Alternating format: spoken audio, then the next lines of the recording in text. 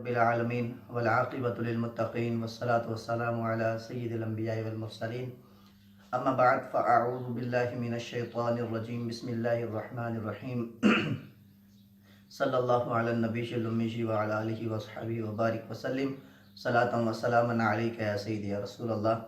آج ہم ایک مرتبہ پھر آپ کی خدمت میں نماز کے مسائل لے کر پھر حاضر ہو گئے ہیں۔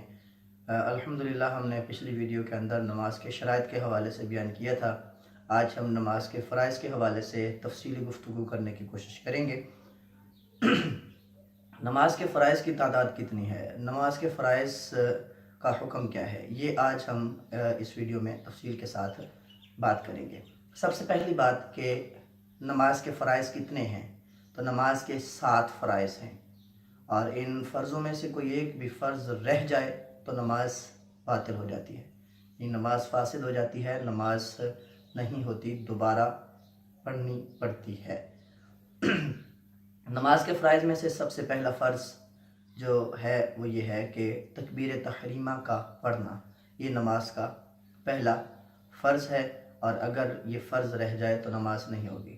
اب یہاں پہ ذہن پہ ایک سوال آتا ہے کہ اس کو ہم نے نماز کی شرائط میں ذکر کیا تھا، تو اب اسے نماز کے فرائض میں بھی ذکر کر دیا، تو یہ نماز کی شرط بھی ہوگی، فرض بھی ہو گیا، یہ کیسے ممکن ہے؟ تو یاد رکھیں کہ یہ نماز کی شرط ہی ہے، لیکن نماز کے افعال کے ساتھ یہ بہت زیادہ ملی ہوئی ہے، اس لیے اس کو شرط قرار دیا گیا ہے۔ اب اگر تکبیر تحریمہ نہیں پڑھیں گے تو نماز شروع ہی نہیں ہوگی، اور جب نماز نہیں ہوگی تو پھر معاملہ خراب ہو جائے گا۔ تو اب تکبیر تحریمہ جو ہے یہ پہلا فرض ہے، اس حوالے سے یاد رکھیے گا۔ اب ایک شخص ہے وہ تکبیر تحریمہ کہہ رہا ہے، اس نے اللہ اکبر کی جگہ اللہ اکبر کہہ دیا، یعنی الف کو لمبا کر دیا، تو یہ اس کا فرض ادا نہیں ہوا، اس کی نماز نہیں ہوگی۔ اسی طرح ایک شخص نے اللہ اکبر کی جگہ اللہ اکبر کہہ دیا یا اللہ اکبار کہہ دیا، تو یہ بھی فرض ادا نہیں ہوا، اس کی نماز فاسد ہو جائے گی، اس کی نماز شروع ہی نہیں ہوگی۔ جب شروع نہیں ہوگی تو ہوگی کیسے؟ اچھا، اس حوالے سے ایک شخص ایک اور مسئلہ سماعت فرما لیں۔ ایک شخص ہے وہ نماز باجماعت پڑھنے کے لیے آیا، اب دیکھا کہ امام جو ہے وہ رکوع میں جا چکا تھا، اب اس نے تکبیر کہتے ہوئے جو ہے وہ سیدھا مل گیا امام کے ساتھ، اس نے تکبیر تحریمہ کہہ کر رکا نہیں ہے، سیدھا رکوع میں چلا گیا ہے۔ یہاں پر یاد رکھیے گا کہ تکبیر تحریمہ کی علیحدہ تکبیر ہے اور رکوع میں جانے کے لیے علیحدہ ہے، تو یہاں پہ اس کو 2 تکبیریں کہنا پڑیں گی۔ اگر ایک تکبیر کہہ کے رکوع میں چلا جائے گا تو اس کی نماز نہیں ہوگی۔ اللہ اکبر کہہ کے یعنی تکبیر تحریمہ کہہ کر کھڑا ہوگا، اور تھوڑی دیر کے لیے کھڑا ہو کر پھر رکوع کے لیے دوسری تکبیر پڑھ کے رکوع میں جائے گا۔ تکبیر تحریمہ کے حوالے سے ہم نے مسائل سماعت کیے کہ تکبیر تحریمہ جو ہے یہ فرض ہے۔ اسی حوالے سے دوسرا فرض کیا ہے؟ دوسرا فرض ہے قیام، قیام کا ہونا، یعنی انسان کا کھڑا ہونا۔ کتنا کھڑا ہونا؟ کہ بقدر قرات، یعنی جتنی دیر بندہ قرات کرتا ہے اتنی دیر قیام کرنا فرض ہے، اگر یہ فرض ادا نہیں ہوگا تو نماز بھی نہیں ہوگی۔ تیسرا فرض جو ہے نماز کا وہ ہے قرات کرنا۔ اب قرات کیسے ہو؟ ایک شخص ہے وہ مجہول قرآن پاک پڑھتا ہے، یعنی وہ تلفظات کا خیال نہیں رکھتا، اور قل هو اللہ احد کی جگہ قل هو اللہ احد نعوذ باللہ من ذالک پڑھتا ہے، تو اس کی نماز نہیں ہوگی۔ نماز کے فرائض کے حوالے سے چوتھا فرض جو ہے وہ ہے رکوع کرنا، اور رکوع کرنے کا جو اچھا اور مستحب اور سنت طریقہ ہے وہ یہ ہے کہ انسان اس طرح رکوع کرے کہ اپنی کمر کو بچھا دے، اتنا جھکے کہ اس کی کمر جو ہے وہ بالکل بچھ جائے، یہ صحیح طریقہ ہے۔ رکوع کرنا بھی فرض ہے، اگر رکوع نہیں کرے گا تو اس کی نماز نہیں ہوگی۔ رکوع میں یاد رکھیے گا کہ جو مرد حضرات ہیں ان کو چاہیے کہ جب رکوع پہ جھکتے ہیں اور اپنے گھٹنوں پہ ہاتھ رکھتے ہیں تو اپنے ہاتھوں کی انگلیاں جو ہیں وہ کھلی رکھنی چاہیے، ہاتھوں کی انگلیاں کھلی رکھیں گے تو یہ مردوں کے لیے بہتر طریقہ ہے، اسی طریقے سے مردوں کو نماز پڑھنی چاہیے۔ یہ نماز کا چوتھا فرض ہے، اور نماز کا 5واں فرض ہے سجدہ کرنا۔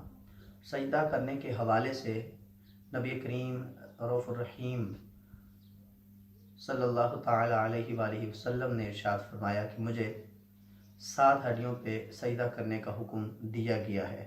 وہ 7 ہڈیاں کون سی ہیں؟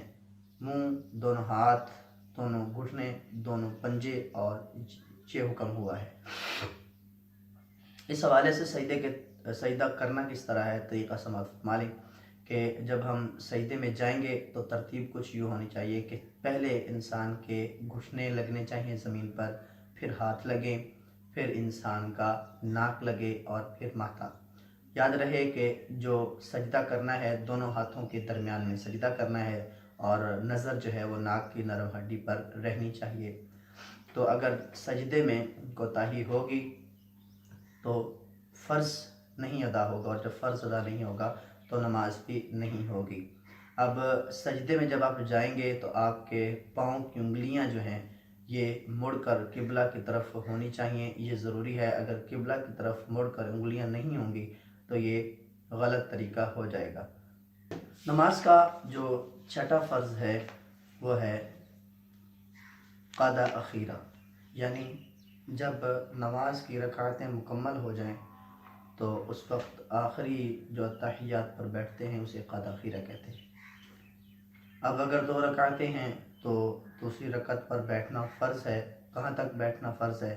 تحیات سے شروع کریں گے، رسولہ تک پڑھنا فرض ہے آخری قعدے میں۔